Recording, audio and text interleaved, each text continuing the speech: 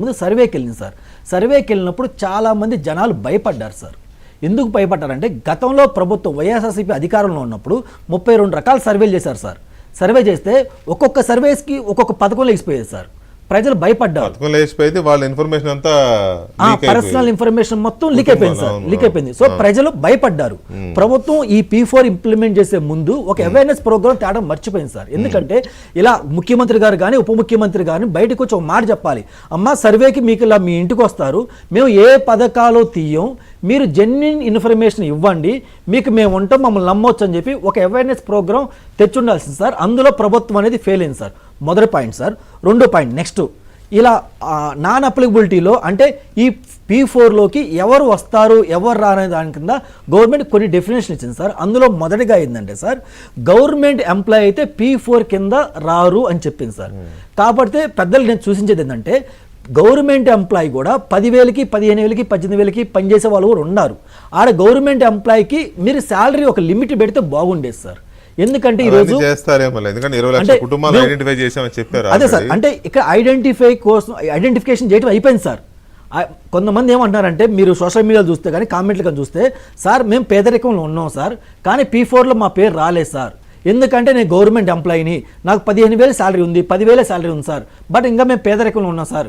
ఇది మీరు కొంచెం మాట్లాడండి సార్. అంటే ప్రజలు ఉన్న సమస్యల్ని నేను ఈరోజు మీ దృష్టికి తీసుకొస్తాను సార్. ప్రభుత్వం దాన్ని దృష్టిలో పెట్టుకొని ఇది ఈ టైం లిమిట్ ఏదైతే ఉందో దాన్ని ఎక్స్టెండ్ చేయవలసిందిగా నేను కోరుతున్నాను సార్. మంచి పథకం కాబట్టి. సెకండ్ వస్తే సార్ ఇన్కమ్ ట్యాక్స్ ఫైల్ చేసే వాళ్ళకి ఈ P4 మటుకు రాదని చెప్పారు సార్. ఇన్కమ్ ట్యాక్స్ ఫైలింగ్ అనేది చాలా ఇంపార్టెంట్ సబ్జెక్ట్ సార్. పెద్దలు కుటుంబరావు గారు విన్నారు కాబట్టి ఆయన జాగ్రత్తగా వినాలి సార్. ఇప్పుడు చాలామంది ఏంటంటే స్టూడెంట్స్ కానీ కొంతమంది అన్ఎంప్లాయ్మెంట్ ఉన్నోళ్ళు కానీ క్రెడిట్ కార్డు కోసం జనరల్గా క్రెడిట్ కార్డు మనం అప్లై చేస్తే మీరు ఇన్కమ్ ట్యాక్స్ రిటర్న్స్ ఉంటేనే మేము 50,000 లిమిట్ ఉన్న క్రెడిట్ కార్డు కానీ 60,000 లిమిట్ ఉన్న క్రెడిట్ కార్డు మేము ఇస్తామని చెప్పేసి బ్యాంకర్ చెప్పడం జరుగుతుంది సార్. సో వీళ్ళు ఏం చేస్తారంటే అన్ఎంప్లాయ్మెంట్ చేసేవాళ్ళు కానీ నార్మల్ కొంతమంది ఏం చేస్తారంటే ఇన్కమ్ లేకపోయినా కానీ గవర్నమెంట్ జనరల్గా ఇన్కమ్ ట్యాక్స్ ఫైలింగ్ చేసేటప్పుడు ప్రూఫ్ అడగదు సార్. ఇన్కమ్ లేకపోయినా కానీ నాకు ₹1,00,000 ఇన్కమ్ వస్తుందండి, ₹2,00,000 ఇన్కమ్ వస్తుందని చెప్పి అలా ఏదో ఏసీ ఇన్కమ్ ట్యాక్స్ ఫైలింగ్ చేస్తారు సార్.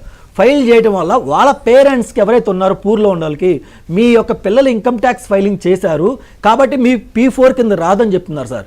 ఎందుకంటే ఇదే సమస్య చాలామంది నా దృష్టికి తీసుకొచ్చారు సార్. ప్రమోషన్ దృష్టికి తీసుకెళ్ళమన్నారు.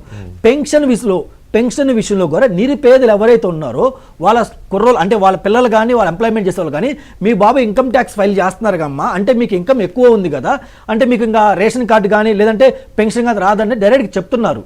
సో నేనేది ఏంటంటే పెద్దలకి ఇన్కమ్ ట్యాక్స్ ఫైలింగ్ అని చెప్పినప్పుడు మీరు పక్కనేనంటే మీ ఇన్కమ్ లిమిట్ ఎంత ₹1,00,000 ఉందా, 1,00,000 నుంచి 1,20,000 అది కూడా మెన్షన్ చేయాల్సిన అవసరం కూడా ఉంది. కాదు ఇక్కడ మనం ఒకటి అర్థం చేసుకోవాల్సింది ఏంటంటే దీనికి ఒక సాచురేషన్ అంటూ ఉండదు. ఇక అందరూ అడుగుతారు, దానికి లిమిట్ అంటూ ఉండదు.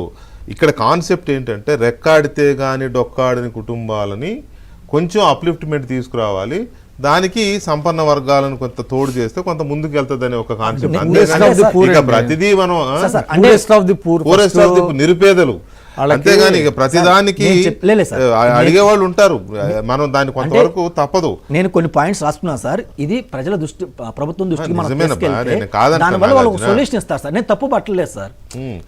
నేను అనేది ఇక ఇట్లా అంటే ఒక రకంగా గొంతెమ్మ కోరికలు అనే పదం నేను వాడకూడదు, కానీ దీనికి లిమిట్ అంటూ ఉండదు, వెళ్ళిపోతానే ఉంటుంది. అట్లా కేవలం ఏంటంటే నేను మళ్ళీ చెప్తున్నా, రెక్కాడితే కానీ డొక్కాడని నిరుపేదలకు సంబంధించి వాళ్ళకు అప్లిఫ్ట్మెంట్ కోసం చేపట్టిన ప్రోగ్రామ్ ఇది. దాంట్లో కొంచెం ఇష్యూ బర్డ్స్ ఉంటాయి. వరప్రసాద్ గారు చెప్పిన దాంట్లో కల్చరల్ బ్యాక్వర్డ్నెస్ ఉంటుంది, వాళ్ళని కూడా కొంత పికప్ చేయాల్సిన అవసరం ఉంటుంది. చూద్దాం కుటుంబరావు గారు ఏం చెప్తారు. కుటుంబరావు గారు గుడ్ ఈవినింగ్ అండి.